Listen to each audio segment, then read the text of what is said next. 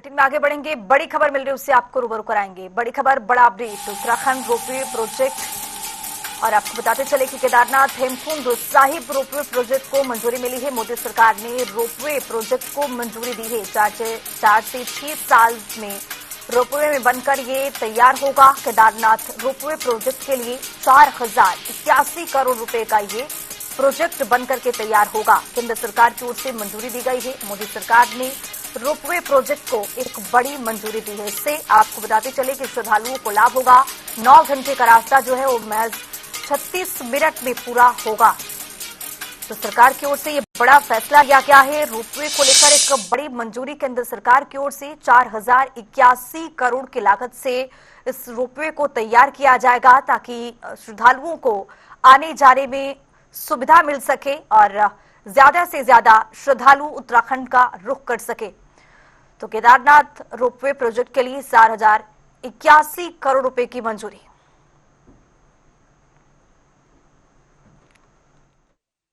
बड़ा फायदा होगा वो ये होगा कि जो आज 8 से 9 घंटे की जर्नी है वो 36 मिनट्स की जर्नी हो जाएगी।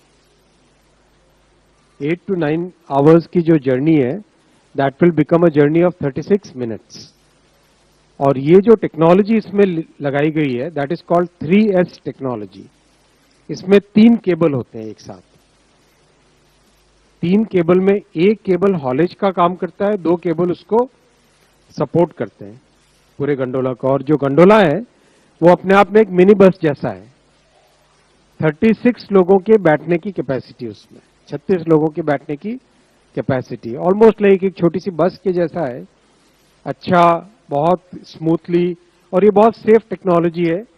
दुनिया के जो जाने माने टेक्नोलॉजी प्रोवाइडर्स हैं ऑस्ट्रिया के और फ्रांस के, उन लोगों के साथ मिलके इसको पूरे को डिजाइन किया गया है। बहुत बड़ा श्रद्धालुओं को तो बेनिफिट होगा ही होगा, और साथ ही साथ बहुत बड़ा जो लोकल बिजनेसेस हैं उनको भी बहुत बड़ा बेनिफिट होगा। लोकल यात्रियों की सुविधा के लिए जो लोग भी काम में लगते हैं उन सबको इसमें बहुत बड़ा बेनिफिट होगा। और जो आज 2 महीने की यात्रा है वो आराम से 6 महीने तक ये यात्रा करने का सौभाग्य सबको मिलेगा। ये अपने आप में एक बहुत बड़ी बात है। और जो दिव्यांगजन हैं और जो हमारे बुजुर्ग साथी हैं उन सब के लिए भी एक बहुत बड़ी मेजर ये एक बेनिफिट इससे निकलेगा। मैं आपके सामने एक लास्ट पॉइंट, एक बहुत अच्छा पॉइंट आपके सामने रखना चाहूंगा कि कैसे एक प्रोग्रेसिव गवर्नमेंट अच्छा काम करे तो एक प्रॉपर लीगल फ्रेमवर्क बने। तो उत्तराखंड सरकार ने रोपवेज के लिए एक प्रॉपर लीगल फ्रेमवर्क बनाया है, क्योंकि एक नई टेक्नोलॉजी है, नया मोड ऑफ ट्रांसपोर्टेशन है। तो उस फ्रेमवर्क के तहत इसका कंप्लीट ऑपरेशन मेंटेनेंस होगा। तो 4 से 6 साल तक ये रोपवे जो था, आपको बताते चले कि इस पर काम करने के लिए विचार किया जा रहा था, लेकिन 4081 करोड़ रुपए की लागत से इस प्रोजेक्ट को तैयार किया जाएगा। केंद्रीय रेल मंत्री को सुन रहे थे अश्विनी वैष्णव, यहाँ पर बताते हुए नजर आए कि किस तरह से इस रोपवे पर काम चलेगा और कितना महत्वपूर्ण होगा इस प्रदेश के लिए और श्रद्धालुओं के लिए।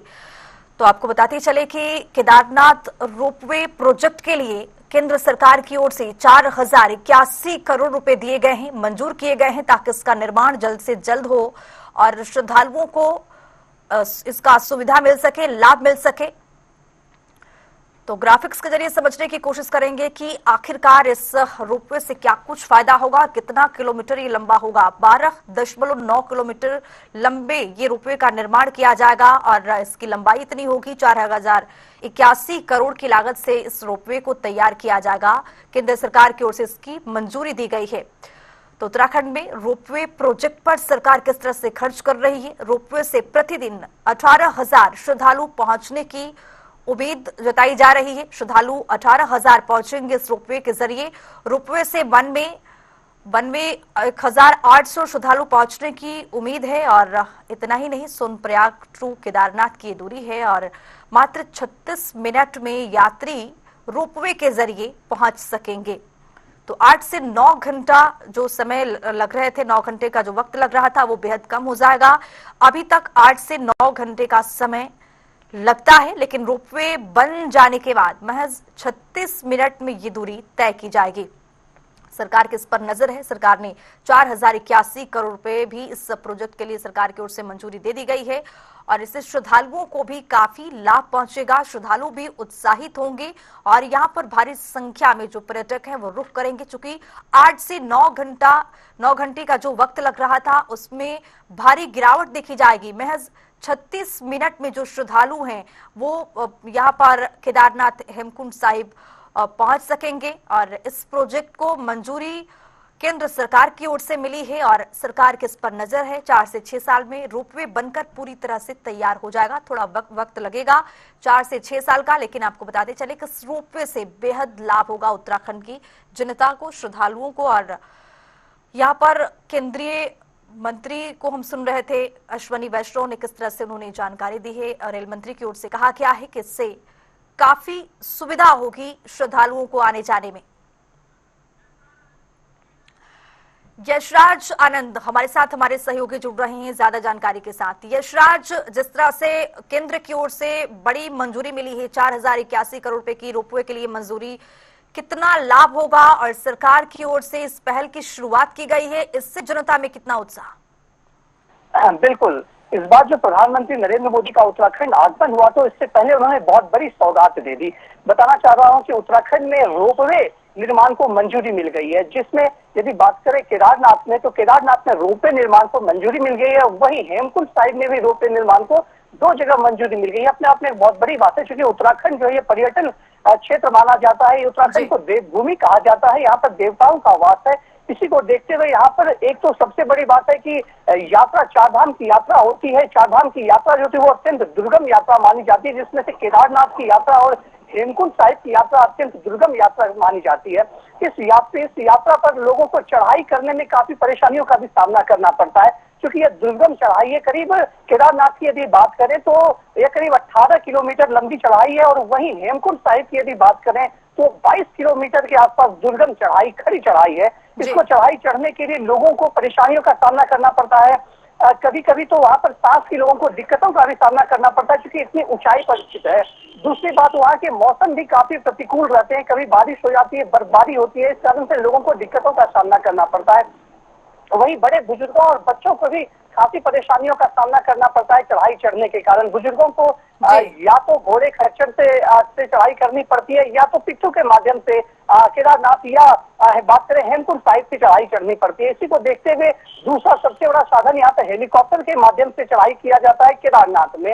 वहीं इसी को देखते हुए जो सबसे बड़ी बात है कि यह चढ़ाई जो करीब 8 से 10 घंटे की लंबी चढ़ाई है, इसी से बचने के लिए इस बार जो रोपवे का निर्माण किया जा रहा है, रोपवे को जो मंजूरी मिल गई है, मात्र ये 10 घंटे की चढ़ाई आप 2 से ढाई घंटे में पूरी कर लेंगे। और दूसरी बात, जो बड़े बुजुर्ग बच्चे जो रहते हैं, जिनको चढ़ाई करने में परेशानी होती है, पैदल चढ़ाई करने में, महज 2 घंटे में वो रोपवे के माध्यम से चढ़ाई करेंगे, जो अपने आप में एक बहुत बड़ी बात है, जो उत्तराखंड के लिए बहुत बड़ी सौगात है। चूंकि लगातार प्रधानमंत्री नरेंद्र मोदी अपने भाषण में बोलते हैं कि उत्तराखंड का तीसरा दशक जो होगा वो उत्तराखंड वासियों का होगा, पूरे देश में उत्तराखंड का होगा। तो उनकी यह बात जरूर कहीं ना कहीं सच लगती है। और पर्यटन मंत्री सतपाल महाराज की भी यदि बात करें तो उन्होंने भी अभी प्रधानमंत्री नरेंद्र मोदी का इन प्रोजेक्ट को लेकर के धन्यवाद ज्ञापन किया और उन्होंने कहा कि इस प्रोजेक्ट से चारधाम यात्रा ही नहीं, पर्यटन के क्षेत्र में भी उत्तराखंड का नाम काफी आगे बढ़ेगा, क्योंकि उत्तराखंड हरी भरी वादियों और पर्यटन क्षेत्र माना जाता है। इसलिए यह प्रोजेक्ट अपने आप में एक बहुत बड़ी बात है। और सबसे बड़ी बात है श्रद्धालु की यदि बात करें, जो श्रद्धालु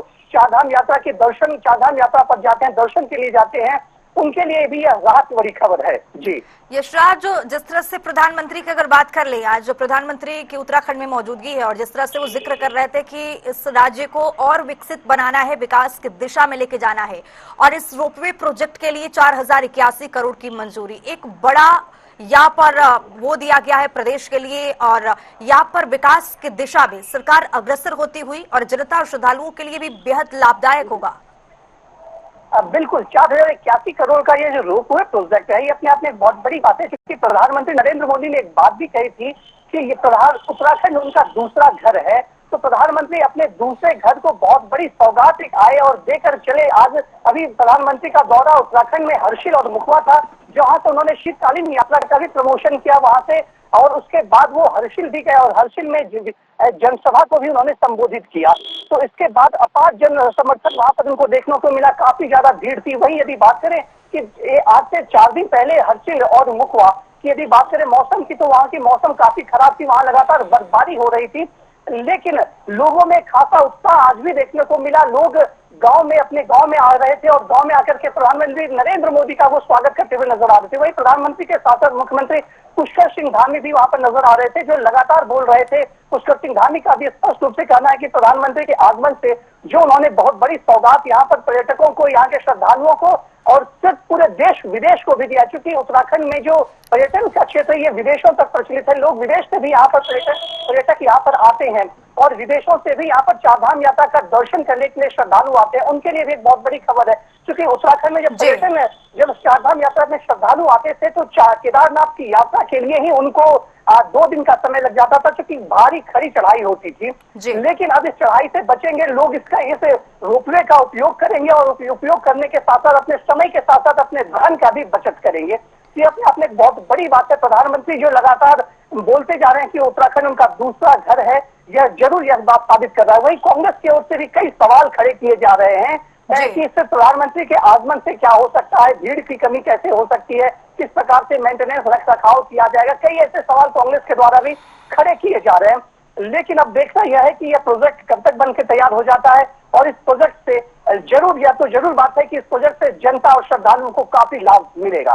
यशराज, मेरा अंतिम सवाल ये कि जिस तरह से बुजुर्गों को जाने में बहुत परेशानी हो रही थी, बुजुर्ग थे जो परेशान हो जा रहे थे, यहाँ पर चढ़ाई करने में 8 से 9 घंटे का वक्त लग रहा था, लेकिन अब तो महज 36 मिनट का ही वक्त लगेगा। 36 मिनट में आप उस चढ़ाई को पार कर सकेंगे। तो श्रद्धालुओं के लिए जाहिर तौर पर लाजमी है कि यहाँ पर श्रद्धालुओं के लिए एक उत्साह भी है और एक बड़ी राहत।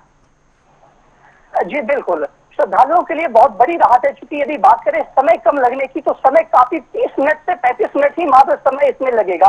और पूरे यदि आप देखें टिकट लेने से तो महज इसमें 45 मिनट से 55 मिनट तक का समय लगेगा आपको केदारनाथ ऊपर या बात करें हेमकुंड साहिब में चढ़ाई चढ़ने को लेकर के।